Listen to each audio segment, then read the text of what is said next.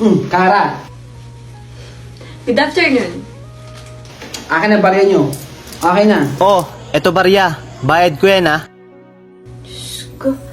Carlito! Psst! Halika dito. Kayo, pumasok kayo sa room. Bilisan mo, halika dito. Peace po. Ano ba naman, Carlito? Doon pa talaga kayo nagsusugal? Paano kung makita kayo ng guidance counselor? Eh ma'am, isang beses na naman po kami Oops, huwag ka na sumagot. Pumasok ka na sa room. Sige po ma'am. Pasok na po ako. Carlito, bakit ka naka-jacket? Tirik na tirik ang araw ah. Nilalamig lang po ako. Pasok na po ako ma'am. Si Carlito, naka-jacket ang init-init. Ano kung naka-jacket ako? Mga wala ata kayong jacket eh. Okay, class, get one sheet of paper. Carlito, ubarin mo yung jacket mo. Ma'am, ayoko po. Kung ayaw mo ubarin jacket mo, paputahin mo magulang mo dito bukas, okay? Sige po ma'am. Dala yan, Carlito. Nandyan? Absent po, ma'am. Ay, hello po. Saan po ba dito yung bahay ni Delayon Carlito? Diyan lang po sa gilid. Salamat po. Pa, ako na lang ulit yung saktan mo. Pa, ako na lang ulit yung saktan mo. Huwag na yung kapatid ko. Huwag na siya. Katanduan, Abigail? De Leon Carlito? Absent po, ma'am. Present po ako ma'am, no? Narate lang po ng konti.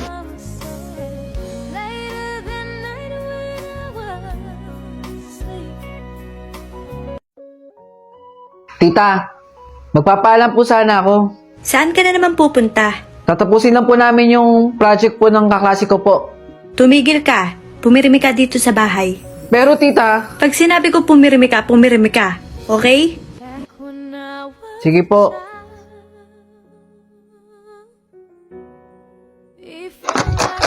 Lito, halika nga dito. Bakit po tita? Hindi mo ba pinatay yung gripo? Bambahan na dito. Pinatay ko po yung gripo pagkatapos ko po laban yung damit po ninyo. Opo, pinatay ko po yung gripo.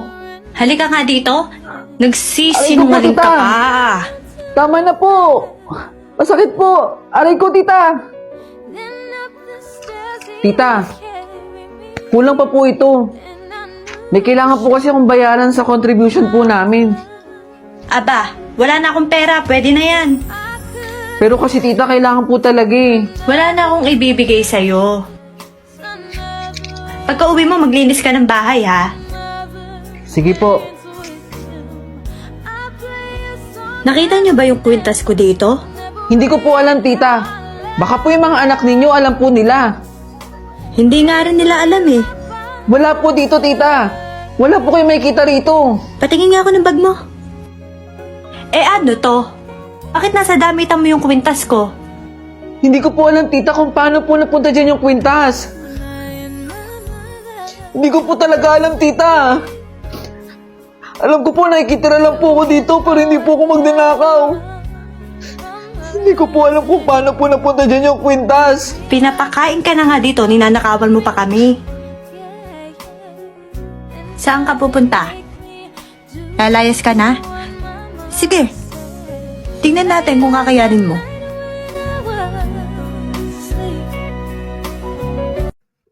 Tagay mo na, Josh.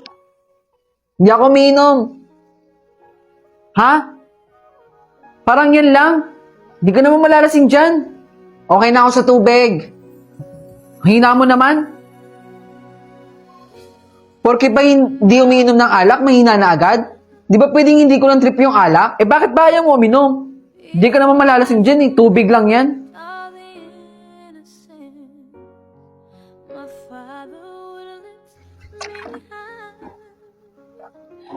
Nakatambay ka na naman dyan. Asan na nanay mo?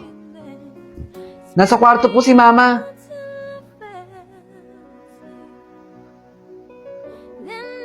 Doon ka nga! Buwisit kang bata ka. Lasing na naman si Papa. Nelma! Asan ka?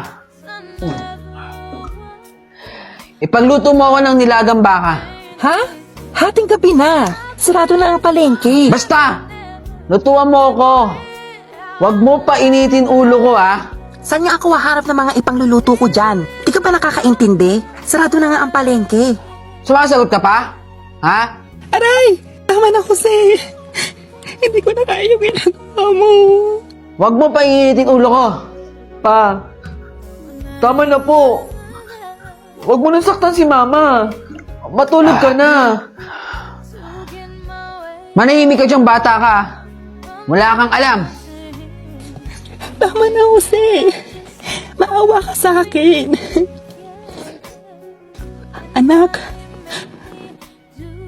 Ma, wala na ang tatay mo. ha? Hindi na siya nagising.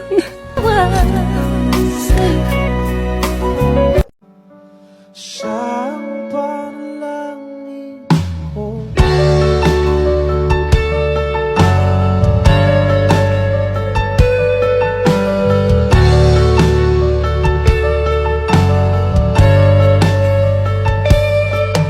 At di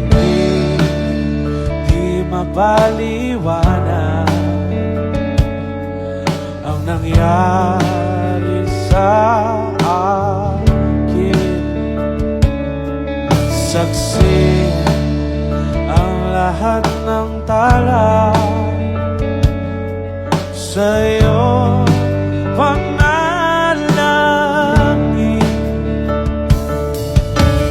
Paano nasagot lahat ng bakit di makapaniwala sa nangyari? Paano mo na itama ang tadhana? Nung nakita kita sa tagpuan ni Bathala, may ginaw sa mata na di maintindihan. Tumingin kung saan sinubukan kong lumisan at tumigil ang mundo. Nung ako'y turubo at hindi ka lumayo, nung ako yung sumusubo at nagbago ang mundo.